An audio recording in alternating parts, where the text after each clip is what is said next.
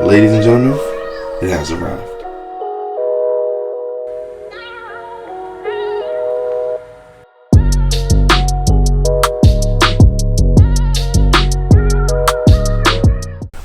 What's up, everybody? Welcome back to the channel, Mike from Slow Speed. And before we get deep into this video, I gotta put on Shiftboot.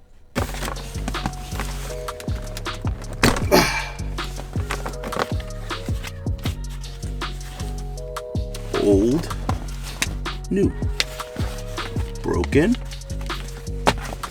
fixed. Well, not broken, never broken.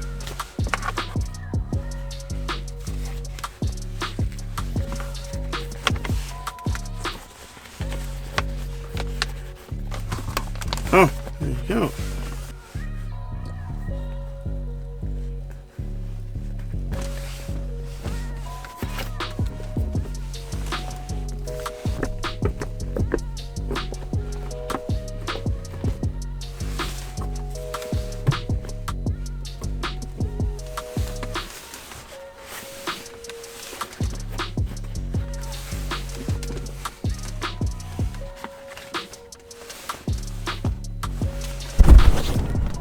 When this car first came out, the iPhone also debuted, the first generation. Now we're in 2021. The top of the notch iPhone you can get is the 13. 13 generations has passed since 2007 in technology with the iPhone. Now we can argue how much technology actually passed because, well, Apple likes to just upgrade the camera and processor, call it a whole new model. But nonetheless, a lot of things have changed since back in 2007. Now, one of those things is the technology in the cars, specifically the head unit, the media interface, whatever you want to call it. Now, I like to use the term multimedia interface rather than head unit. In my opinion, this is not a complete head unit upgrade. You see right here, we have the camera, which this car don't have. Some various different connectors, the auxiliary cable. We got a bunch of little stuff. Antenna, looks like it says 5G Wi-Fi. Video cord, I'm assuming for the backup camera to run all the way in the back. And last but not least, the most important piece of the puzzle. I wouldn't necessarily call this a head unit or a head unit upgrade because we're going to be using the factory sound system, head unit, and everything that comes in this car. We're just going to be changing out the screen. Little module behind that has programming for CarPlay. Now, before we start, there are a couple different versions of E90s. You have the single hump and you have the double hump. I have the double hump. One hump, two hump. Cars with the single hump do not come with the screen. The radio is relocated somewhere down here. I'll put a picture below. We do have a CarPlay unit screen for those types of cars with the single hump, which will require you to cut in the dashboard and add like an F30 style toaster oven screen. Now, that'll only allow you to run the aftermarket screen if you have the double hump with the screen already. They offer two different types of setups. They have one, which is just a box you'd put behind here, and you maintain a regular screen, no touch screen. However, you'd navigate through everything CarPlay through this knob. One of the other ways, which is the way I selected, is actually changing out the screen with a touch screen and the modules in the back.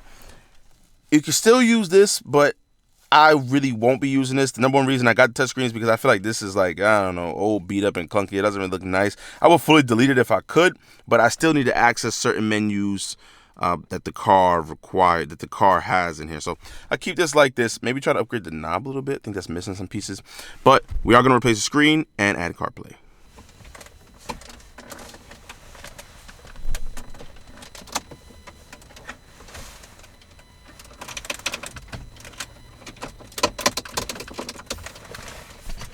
Now, I'll be honest with you.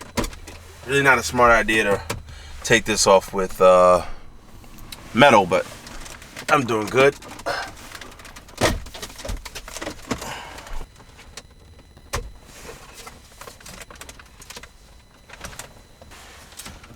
Same here, I'm just pulling out this stuff. It doesn't look like anything is on by any type of screw.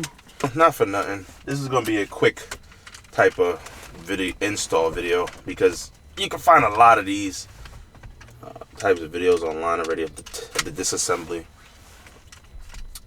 So yeah, try to feel around for something. There it go. Wow, look at that. Feel around for something.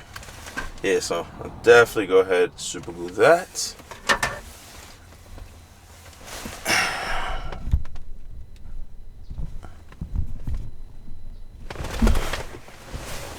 And this right here too gotta get super glued. What the hell? Oh no, I ripped this off? I think I broke something, guys.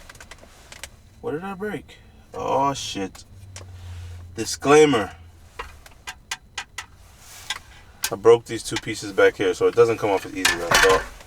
I gotta find some kind of replacement. I wonder how this goes off.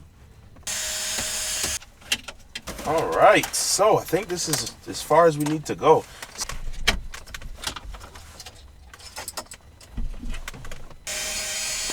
I am.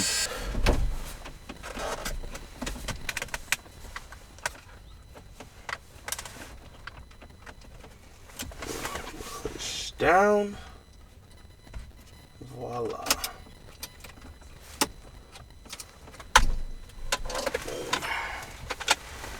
Oh, look at that. Old screen is out. If I'm not mistaken, but I'm gonna take a wild guess here, and these two little things need to come out and go into here.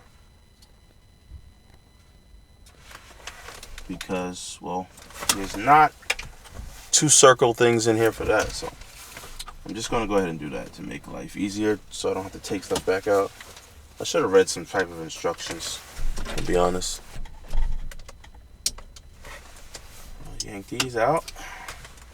This is what I was referring to. I don't know how good you guys can see. I'm gonna shove these in the corner right here. Like so. I'm gonna just shove that to the back. Alright, quick update because I'm not sure if you guys will understand this, but yeah. So to reroute this, to route this wire, this cluster, I just took it over here and brought it. I just brought everything up through this area over here. And I'm going to continue to get it up to the top, route it this way. The reason I did this is because I couldn't find a better route, number one, to keep in mind for the vents and everything like that. I wanted to clamp the vents or vents being away. So this is how I did it. All right, here comes the first test. Let's see what we got.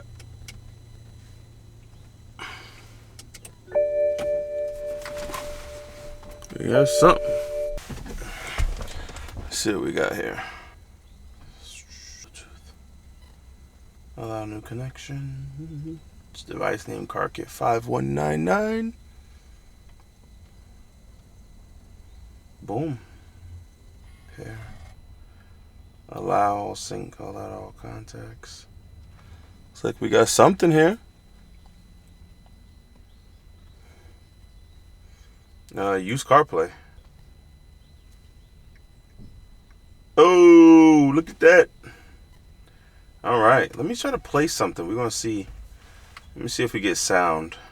This is how personal they made the experience. Oh, I have to put it into an auxiliary mode. Let me hold it. Does that go back to my? Boom. Okay, that looks terrible.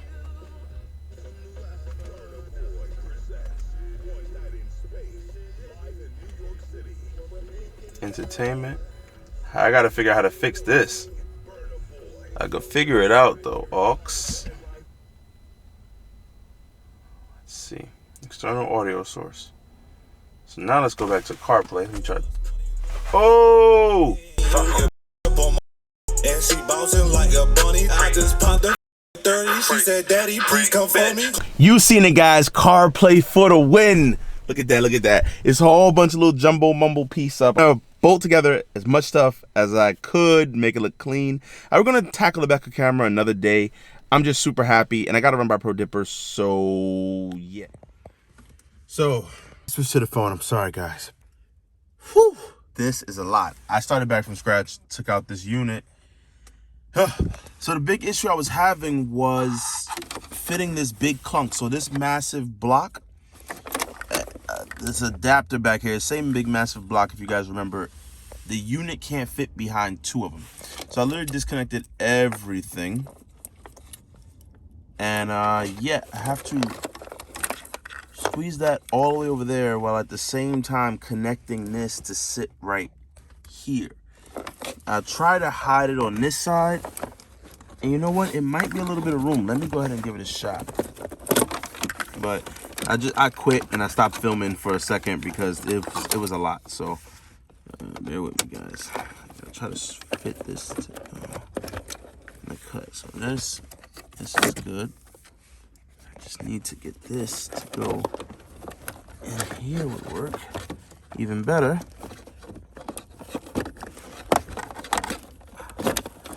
It's just fitting it in. Yeah, I'm gonna tell you right now, I apologize. I apologize because I wasn't able to capture everything that I did as far as installing this head unit because I got so frustrated. I just threw the camera down and I just got busy. So for the most part, I'm pretty sure you guys remember everything was plug and play, pretty simple. All the pieces came off pretty easy, had no issues. I did break that little thing down there, but hey, it is what it is. You guys can see I have these, the freaking key insert slot taken apart. I gotta put all this stuff back together, all to figure out how I was gonna route that big freaking box thing that was stuck. So what I ended up doing was unscrewing this whole bracket and tugging on it a little bit and tucking the whole harness right on the side. Now you have to kind of do this with this close together. Two antenna looking cables on this side that you got to separate, and there's a 3-wire harness. You separate it from the main loom that sits on this side because you're going to need more space, because when you tuck that, you're not going to have enough room for these 3 things over here. So that's what I had to do. Unloom that, separately put this over here, and move the big block harness right behind here. So boom, there you go. And I rerouted the wire to the screen this way and the USB this way. Drop it down so it sits right here and we have functional USB. I know that might sound like a lot, and I hope there's another video out there that will kind of explain this a little bit better. However, I'm just giving you guys my rundown on what I had to do. And yeah, but button up everything. I'll get back to you guys when everything's all up and I'm rolling, and we're gonna walk through this whole CarPlay thing. I'll let you guys know what I think about it, where I purchased it from, and things like that. So everything is looking good. We got everything back on. You guys see me do this in the beginning of the video. We gotta clean things up, man. I spilled that Starbucks a long time ago. I mean, that's gas station coffee. Alright, but that's perfect. Last thing we're gonna finish this interior piece up with is start stop button. I just changed the red thing. It wasn't that hard. You just pop it out. A little bit difficult in the F series, but you can't mess this up. Next thing on the list is the steering wheel. I got something for that too. But first, let's go ahead and fire this puppy up and check out this thing. Make sure it works.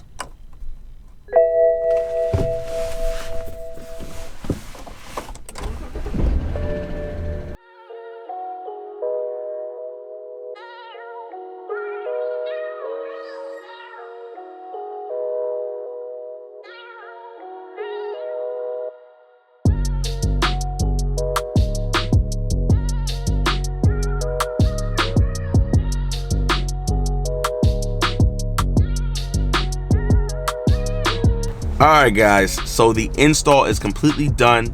It got dark on me. Took a little bit longer than I expected. I'll be 100% honest with you. I didn't know what I was doing. If you guys want a full written detailed install of CarPlay, there are plenty on YouTube. I might even find my favorite one or my best one. I'm not sure exactly what it is. I haven't really watched any. And I'll go ahead and insert it down below, someone else's video.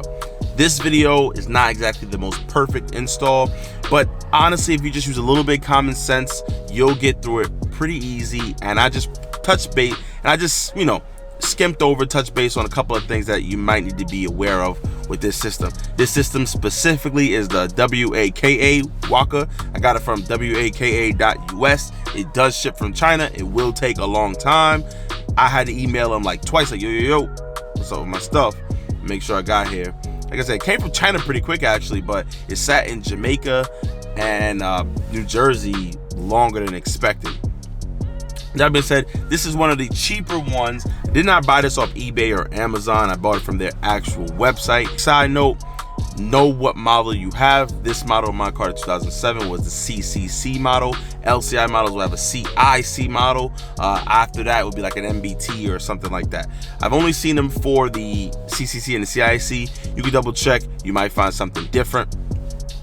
I would recommend this.